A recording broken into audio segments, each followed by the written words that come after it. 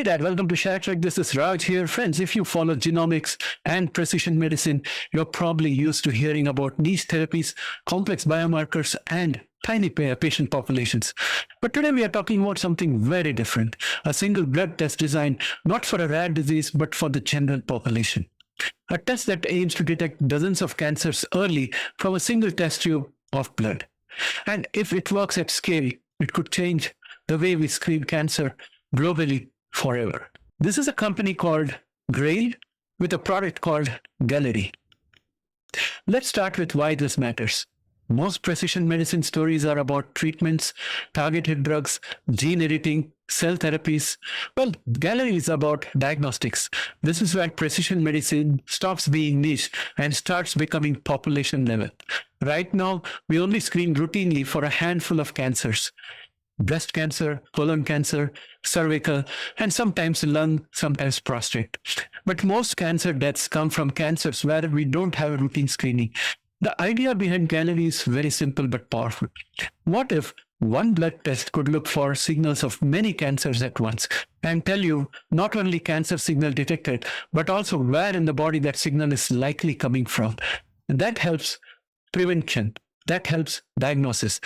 Before we dive into the trials, it's important to understand where Galleri stands today from a regulatory and access perspective. In the United States, Galleri is already commercially available as a lab-developed test through Grail's CLIA-certified laboratory. It's prescription-only, intended mainly for adults 50 and older, and it's not yet part of standard screening guidelines. That means doctors can order it, patients can pay for it, but it does not have full FDA approval as yet. Grail has been running large interventional studies like PATHFINDER and PATHFINDER 2 and has said it plans to submit an updated version of Galleri for FDA pre-market approval. Using data from these trials, plus the UK NHS study that they have been conducting, I think they should make some headway. In the UK, Galleri is not yet a routine NHS screening test. Instead, it's being evaluated through a massive real-world project with NHS. So from an investor's point of view, Galleri is an hybrid state, commercially available as a lab test in the US, but still working towards full FDA approval and formal screening program adoption on both sides of the Atlantic.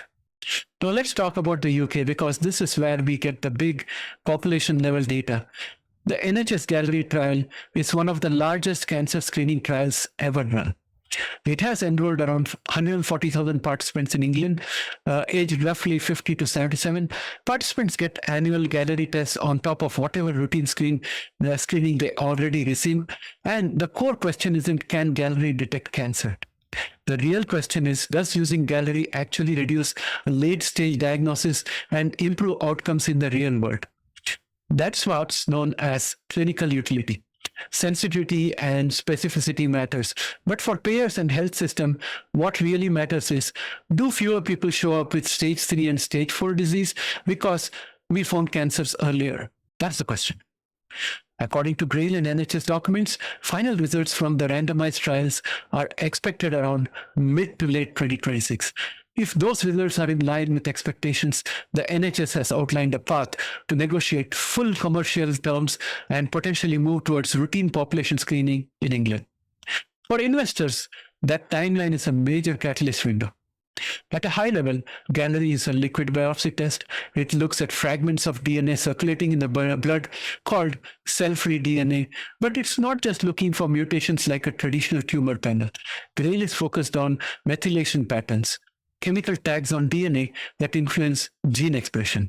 Different tissues in the body have different methylation signatures, and cancer alters those patterns.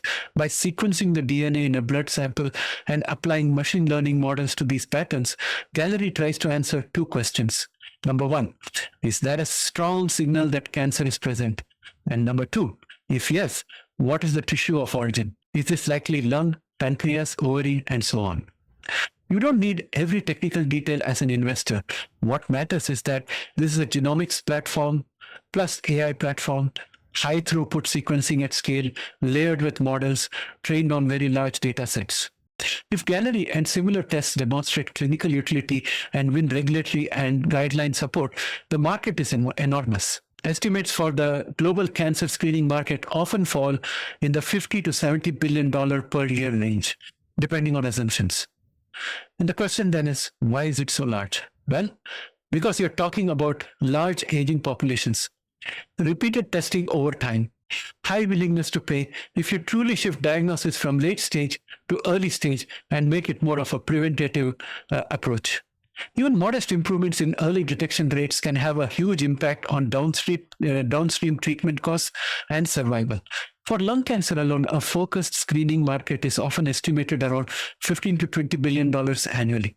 So if multi-cancer early detection blood tests becomes part of standard care of screening, then you're not just adding a new niche product, you're redefining the entire screening workflow. Grail is not alone. Galleri's main competition comes from other liquid biopsy and screening platforms. You have Guardant Health pushing forward with multi-cancer programs and targeted tests like Shield for colorectal and lung cancer screening. You have Exact Sciences, which have built a major business around Cologuard and is developing blood-based screening as well. And there are other players working on multi-cancer early detection and minimal residual disease. On the regulatory front, Grail has reported positive data from the PATHFINDER 2 study and plans to include that along with NHS-Galleri data in a FDA pre-market approval application for an updated version of Galleri. Until PMA is filed and reviewed, Galleri continues as a CLIA lab-developed test in the US rather than an FDA-approved in vitro diagnostics with a full label. So as an investor, I think this is not a one-winner-takes-all situation, and it's not de-risked yet. It's a platform race where clinical evidence, regulatory decisions, guidelines, reimbursement, and physician adoptions, all of that matters. Now let's talk about what matters to a retail genomics investor. On the upside, huge potential market if multi-cancer blood tests become standard screening. Real-world data being generated by NHS and large US interventional trials also add a range of data that can be used to underpin the approvals, if any. A technology stack that can get better over time as more data is fed into the models and the AI predictability becomes much better. On the risk side, that is the clinical utility that has to be proven, particularly in randomized settings like NHS-Galleri. But FDA approval is not guaranteed and timelines can slip. So that's another factor that an investor has to keep in mind. Screening guidelines and payer coverage will determine real adoption, not just the availability of a self-pay test. And also we have to look out for statistics around false positives and false negatives that carry real-world consequences for the patients and the providers. From a timeline perspective, two time windows stand out. First, Grail's planned FDA submission for an updated Galleri test using PATHFINDER 2 plus NHS data.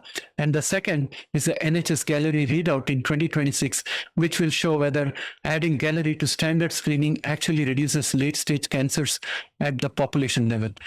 If those are positive, you could see momentum towards guideline changes, broader reimbursement, and potentially NHS adoption. If they disappoint, and the whole multi-cancer early detection thesis could face a serious reset. That's what we as retail investors have to keep in mind. So how should a retail investor in genomics think about Galleri and Grail today? Well, this is my opinion. I think first, this is a data and regulation story as much as it's a technology story. Second, it's effectively a long duration option on multi-cancer blood tests becoming part of mainstream guidelines. And third, it's tightly linked to the broader liquid biopsy ecosystem, Guardant, Exact Sciences, and others working on similar themes. If you believe multi-cancer early detection will be adopted at scale, Grail and its competitors are one way to express that thesis. But as always, position sizing and risk management are crucial. And friends, this is not a low volatility income stock. It's a speculative corner of genomics with large potential upside and equally dangerous real downside. If clinical, FDA, or NHS decisions don't cooperate, that could be huge downsides. As always, friends, this is not an investment advice. Please do your own research, know your own time horizon and risk appetite, and size your proportions accordingly. And I would like to request that if you found this breakdown helpful, hit the like and also subscribe to this channel and let me know in the comments what you think, which diagnostics or genomics names you want covered next. We are trying to build a retail investor community out here. And towards that extent, I have been working on this channel for the last 3 years with the support of a lot of our subscribers, as well as the few members who are financially supporting this channel. So I thank all of them. And I request that if you are a retail investor in genomics, please subscribe to this channel, participate on a regular basis, because we want to create a retail investor community to crowdsource trade ideas, to crowdsource market intelligence, all of which can help us become better investors. With that said, I'd also like to let you know that we have a free Substack. Link to the Substack is in the description.